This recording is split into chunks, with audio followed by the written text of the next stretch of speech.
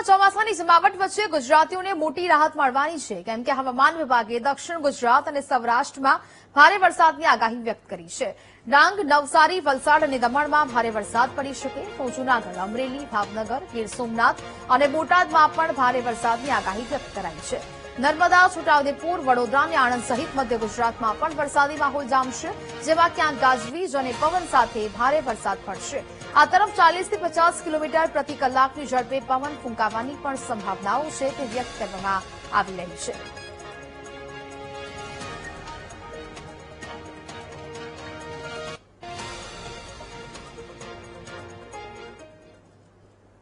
તો હવે જે પ્રકારે ચોમાસું છે તે ગુજરાતમાં પ્રવેશી ચૂક્યું છે, પરંતુ ક્યાંક ને ક્યાંક એ ચોમાસું છે તે સ્થિર થતું જોવા મળ્યું, જેને કારણે ગુજરાતના તમામ જિલ્લાઓમાં વરસાદી વાતાવરણ છે તે નથી જોવા મળી રહ્યું, પરંતુ દક્ષિણ ગુજરાતના કેટલાક ભાગો અને સૌરાષ્ટ્રના કેટલાક વિસ્તારોમાં વરસાદી વાતાવરણ જોવા મળી રહ્યું છે. પરંતુ આ ચોમાસું છે તે આગામી કયા દિવસોમાં, કેટલા દિવસોમાં આગળ છે તે થતું જોવા મળશે, સાથે સાથે ક્યારે આખા ગુજરાતમાં વાતાવરણ એટલે કે મેઘરાજા છે તે ગમરોળશે, તમામ સ્થિતિ જાણીશું. હવામાન વિભાગ શું કહી રહ્યું છે, વાતાવરણ શું બની રહ્યું છે. સૌથી પહેલા સેટેલાઇટ ઇમેજના માધ્યમથી સમજીએ કે અત્યારે એ વાદળો છે તે ક્યાં ઘેરાઈ રહ્યા છે અને સૌથી પહેલા ગુજરાતમાં તેની અસર કેવી રીતે જોવા મળવાની છે. તો આ બાજુ હવે આ અરબી સમુદ્રમાં વાદળો છે તે ઘેરાઈ રહ્યા છે. આ દ્રશ્યો અહીંયા જોઈ શકશો કે જ્યાં અત્યારે આ વાતાવરણ છે તે અહીંયા જોવા મળી રહ્યું છે. આ બાજુ બંગાળની ખાડીમાં પણ એ સિસ્ટમ બની રહી છે, વાદળો છે તે ઘેરાઈ રહ્યા છે, એટલે કે આ તમામ જે જગ્યા છે ત્યાં ધોધમાર વરસાદ છે તે થતો જોવા મળી રહ્યા છે. પરંતુ અહીંયા વરસાદી વાતાવરણ છે તે આ બાજુ વધુ હજી ક્યાંક જામ્યું નથી.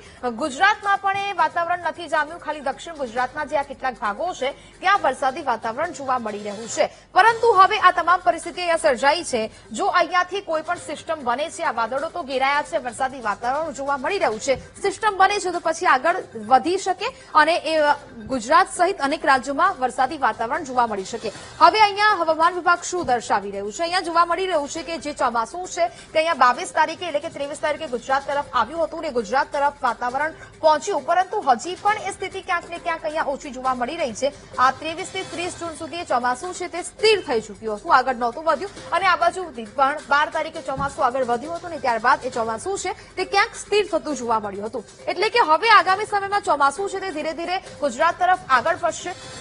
આ બાજુ બંગાળની ખાડીમાં જે વાતાવરણ અથવા તો સિસ્ટમ બની રહી છે તે અત્યારે મજબૂત થાય અને તો આગળ વધી શકે, એટલે કે આ બધા જે રાજ્યો છે ત્યાં વરસાદી વાતાવરણ જોવા મળી શકે અને ગુજરાત આવતા આવતા તે સિસ્ટમ મજબૂત બની રહી છે. આ બાજુ અરબી સમુદ્રમાં પણ એ પ્રકારનું વાતાવરણ છે, અહીંયા પણ એક સિસ્ટમ બની રહી છે અને જો તે પણ ગુજરાત તરફ મજબૂત થતી જોવા મળે તો આખા ગુજરાતના અલગ અલગ જિલ્લાઓમાં વરસાદી વાતાવરણ થવાની શક્યતાઓ જોવા મળી રહી છે. એટલે કે હજી પણ 2 દિવસમાં ચોમાસું સક્રિય થવાની વાત છે તે કરવામાં આવી રહી છે, પરંતુ અહીંયા 4 થી 7 જુલાઈ દરમિયાન આખા ગુજરાતમાં વરસાદ થવાની સંભાવનાઓ છે તે હવામાન વિભાગ છે તે વ્યક્ત કરી રહ્યું છે. એટલે કે આ હતી હવામાન વિભાગની આગાહી કે હજી સુધી ચોમાસું છે તે ધીરે ધીરે આગળ વધી રહ્યું છે, સક્રિય થઈ રહ્યું છે, પરંતુ જે સિસ્ટમો જે બંગાળની ખાડીમાં બની રહી છે, અરબી સમુદ્રમાં બની રહી છે, તે જો ધીરે ધીરે મજબૂત થાય, ગુજરાત તરફ આગળ વધે છે તો ગુજરાતમાં તમામ જે જિલ્લાઓ છે ત્યાં વરસાદની શક્યતાઓ છે. અત્યારે એવું કહેવામાં આવી રહ્યું છે કે 2 દિવસ ભારેથી અતિ ભારે વરસાદ છે આ દક્ષિણ ગુજરાતના કેટલાક ભાગો છે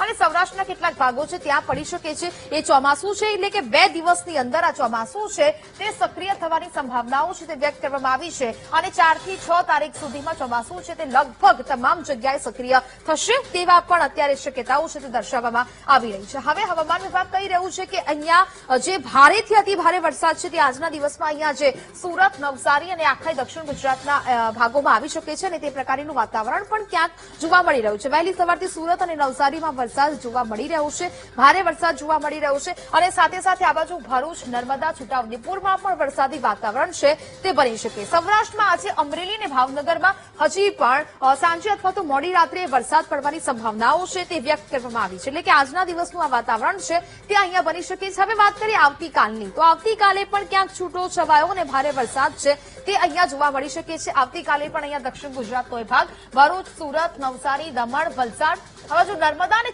છોટા ઉદેપુરમાં પણ હવે આ સંભાવનાઓ વ્યક્ત કરવામાં આવી છે. તાપી અને ડાંગમાં ઉત્તર ગુજરાત માટે હજી પણ ક્યાંક વાતાવરણ છે તે સાનુકૂળ નથી બની રહ્યું, એટલે કે એ વાતાવરણ હજી બનતા વાર લાગશે. મેં જે પ્રકારે કહ્યું કે 4 તારીખ પછી આ તમામ જિલ્લાઓમાં ભારે વરસાદની શક્યતાઓ વ્યક્ત કરવામાં આવી છે. મહેસાણા, ગાંધીનગર, અમદાવાદ છે, ખેડા છે, સુરેન્દ્રનગર, આ આખો ભાગ છે ત્યાં આ વાતાવરણ છે તે જોવા મળી શકે, પરંતુ અત્યારે ક્યાંક ને ક્યાંક વાદળછાયું વાતાવરણ બની રહે તેવી સંભાવનાઓ વ્યક્ત કરવામાં આવી છે. 7 દિવસ દક્ષિણ ગુજરાતમાં ભારે વરસાદ થઈ શકે, 40 થી 50 કિલોમીટર પ્રતિ કલાકની ઝડપે એ વાતાવરણ અને પવન ફૂંકાવાની પણ શક્યતાઓ છે તે વ્યક્ત કરવામાં આવી છે. આ તમામ જગ્યાએ વાતાવરણ બદલાઈ શકે છે અને સાથે સાથે આ